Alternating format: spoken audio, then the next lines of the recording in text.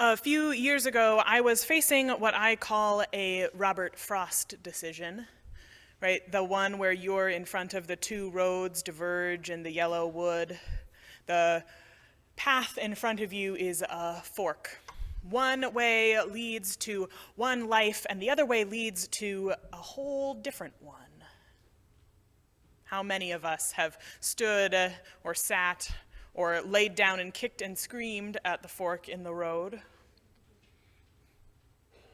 Should I stay? Should I go? Should I take that opportunity or not?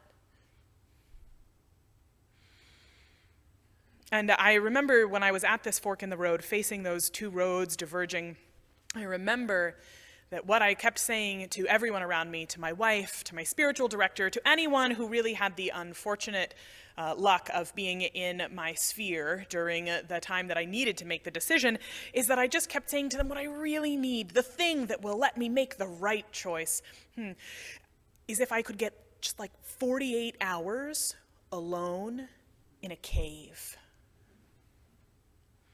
And most of the time, people would laugh at me when I said that that's what I needed because I had a toddler and a job and all kinds of other things, all those lifey things that get in the way of 48 hours alone in a cave. What I meant, though, when I was saying I really need those 48 hours alone in the cave, is that I wanted to be able to access the still small voice. I would say I wanted to access the voice of God. I wanted some direction, some wisdom to influence my decision, to know who am I called to be in this world at this moment. But life, in all of its lifiness, kept on lifing. And so I had 10 minutes here and 10 minutes there. The 20 minutes for my wife and I to talk between the time the children went to bed and we both collapsed from exhaustion. The 5 minutes I could grab with my busy friend to get their perspective on the phone. The 10 minutes alone in the car on the way to the grocery store. How many of us have stood at the fork in the road and longed for some space, some quiet, some opportunity to connect with the deepest of deep in order to make the right choice? And I think many of you perhaps can call up one of those fork in the road moments in your mind's eye from your own life. But the reality is that we don't just have them in our lives as individuals. We have those fork in the road moments in our collective life too, in the life of our fellowship, in the life of our communities, in the life of Unitarian Universalism writ more broadly. And those of you who have hung around Unitarian Universalism for a while know that we use this fun thing called the democratic process to make decisions together. And it does not always feel full of space and quiet and deep reflectivity. How many of you in the middle of some chaotic annual meeting, which is how we do our governance here at the fellowship, how we make choices together, how many of you in the middle of an annual meeting have thought to yourself, like, this is meditative? Here in this moment, I have access to the still small voice. The divine is speaking in me as I come up to the microphone angrily. Maybe not. And those of you who have ever been to General Assembly, which is the gathering of Unitarian Universalists from all across the country and all around the world who come together to have essentially an extra gigantic annual meeting. It lasts multiple days and is thousands of people all trying to make a decision while trapped in a convention center ballroom. Not exactly the stuff of deep discernment sometimes. Nothing like the pulse of fluorescent lighting to really connect with your deepest values. And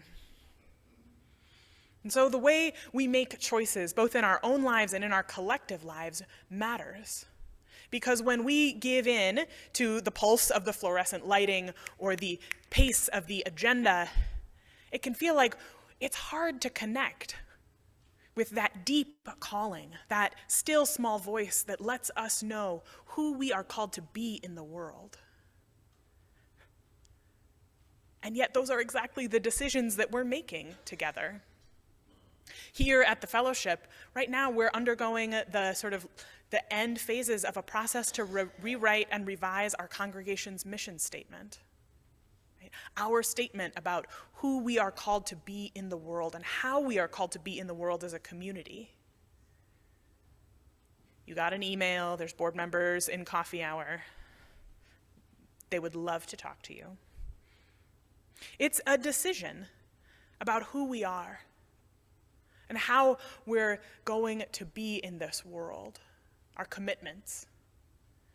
And eventually, the decision will be made at the annual meeting with microphones and debate and a vote. But debate and vote is not always the place where we access the still small voice, that deep, discerning voice. And the Unitarian Universalist Association, our denominational body, more broadly, is going to have a conversation about Article 2 of our bylaws, which doesn't maybe sound very spicy, but it's the portion of the UUA's bylaws where the seven principles are written and our 6 sources. It's where our statements about who we are as Unitarian Universalists live. And this summer, in a combination of fluorescent lit convention center ballroom and online delegates, we're going to make a choice about who we are being called to be. And in those moments, sometimes when people are blathering at the pro and con microphones, I think to myself, what everybody needs is 48 hours in a cave. But of course, we can't do that because we need to be together. And so I wonder about how it is that we make space for the still small voice without being each of us a person who goes on multi-day silent retreats, which perhaps some of you are, but it's not a thing for all of us. And yet we each need that still small voice. So when I think about silence and quiet, to encounter that still small voice, there's an author and an audio ecologist whose work is fascinating and wonderful on this topic. And I always love when I encounter jobs I didn't know existed, and audio ecologist is one of them. His name is Gordon Hempton, and his life's work is silence. He goes around and studies silence, he records silence, and he defines silence not as absence, but as presence. Right? That space not to shut things out, but to let things in. In a blog post for the NPR show On Being, he describes silence this way. Silence is not the absence of something, but the presence of everything. It lives profoundly in the Hoh rainforest in Washington state. It is the presence of time undisturbed. It can be felt within the chest.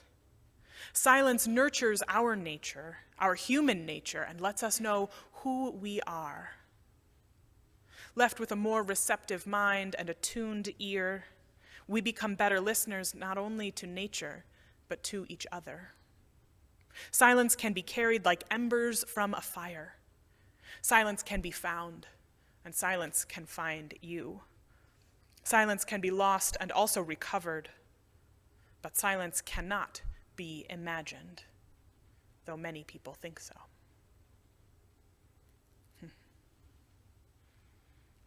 silence, right, is not the absence of something, but the presence of everything.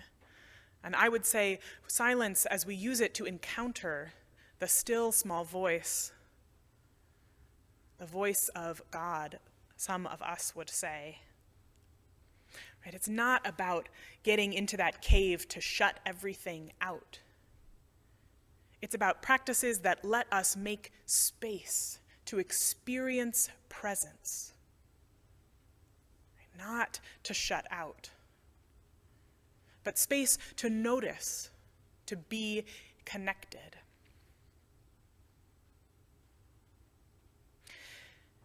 But it's the what we're connecting to that's the trick. Because I think sometimes we are very connected to our routines, to our habits, to the phone checking, to the news, to the alerts. And so I experience silence, quiet, as an invitation to disconnect from the routine, to get out of the rut, right? The things that we do over and over and over again. And the UUA has a weekly email devotional called Braver, Wiser. And I think week before last, it was written by a UU layperson named Christine Slocum, and she tells the story of being stuck in traffic with a carpool companion. I think an experience many of us have had, whether it's on a bus or in a car, sitting there, white-knuckled, wondering why we aren't moving. She tells the story of feeling that way and then suddenly melting into easy conversation with her colleague in the car. And thinking back on the experience, she writes this. Reflecting on the experience, I realized that I wasn't impatient for impatience's sake. It was more that I felt almost a moral obligation toward advancement.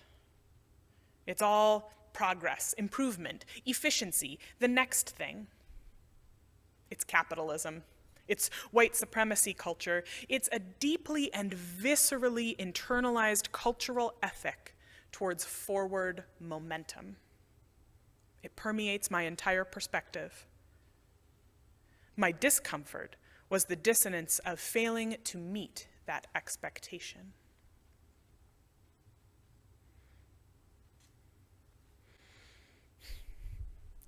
How many of us have felt that anxious itch when we're not doing enough? When the project isn't moving forward, when our career isn't moving forward, when the car isn't moving forward. And it's more than a simple mindset. It's a feature, that sense of urgency, that sense that we always need to be doing the next thing, the better thing, onward and upward, forever and ever.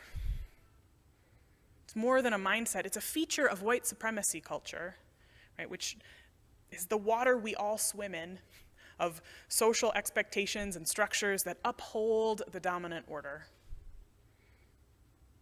And the way that Tema Okun and Kenneth Jones name it in their article about the hallmarks of white supremacy culture is a sense of urgency. And I would say, right, it's a false sense of urgency. It's a sense of urgency for the sake of urgency, which is not particularly helpful. It's a sense of importance, right? I must be busy. Someone must be trying to contact me, so I must check my email. I remember, just yesterday, had this feeling. I opened up my phone, and I opened up my email, and I was like, yes, somebody, I bet, has emailed me.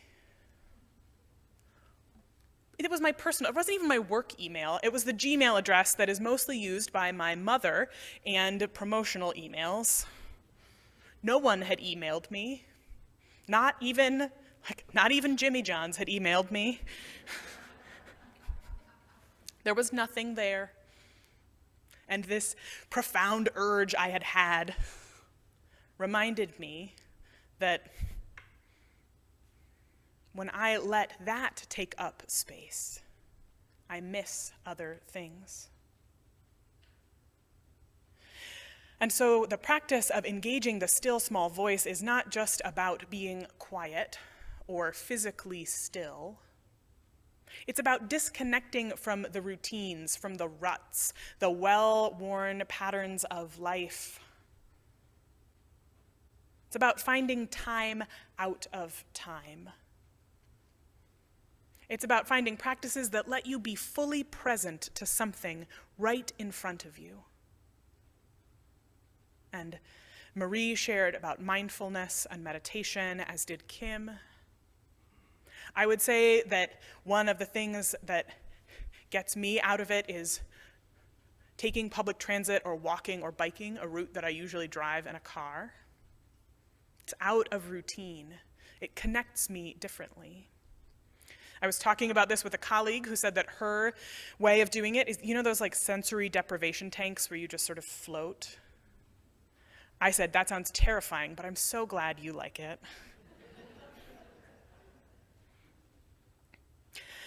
I am a person for whom the sort of silent seated meditation is always an act of stretching. Anyone who has had the misfortune of sitting next to me in a meeting where I have brought a clicky pen probably could tell you that it is not my most comfortable place. I do it sometimes, but my comfortable place, my time out of time, the thing that lets me connect with that which is in front of me, and in doing so make space for that still small voice, is boxing. Hitting things. I call it a punching meditation.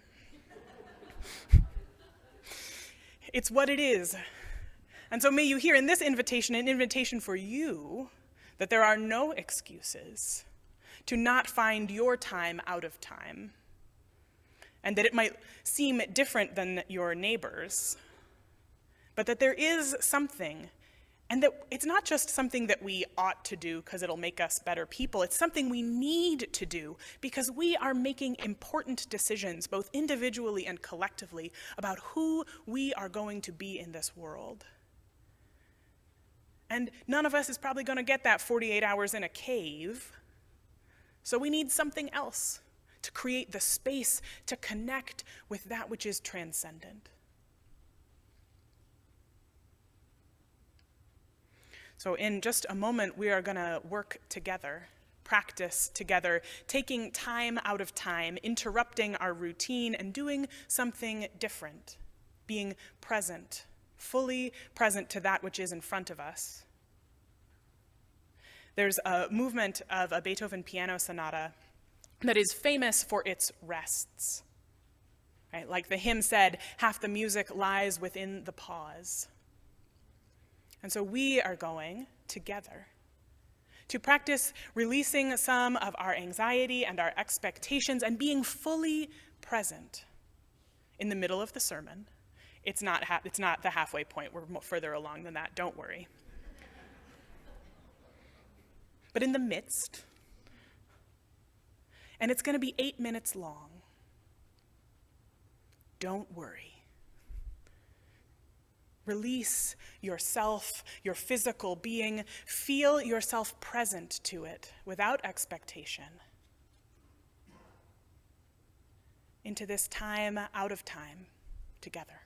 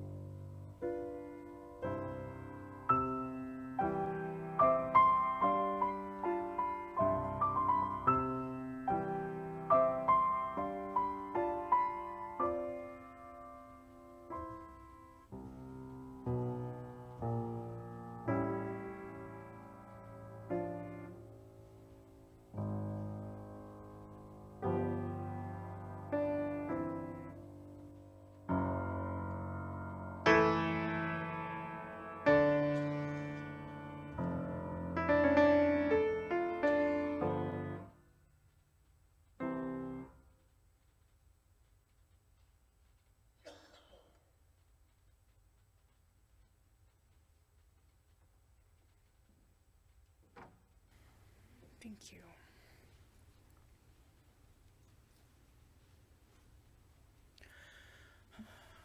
When we encounter the time out of time, what might we let go of?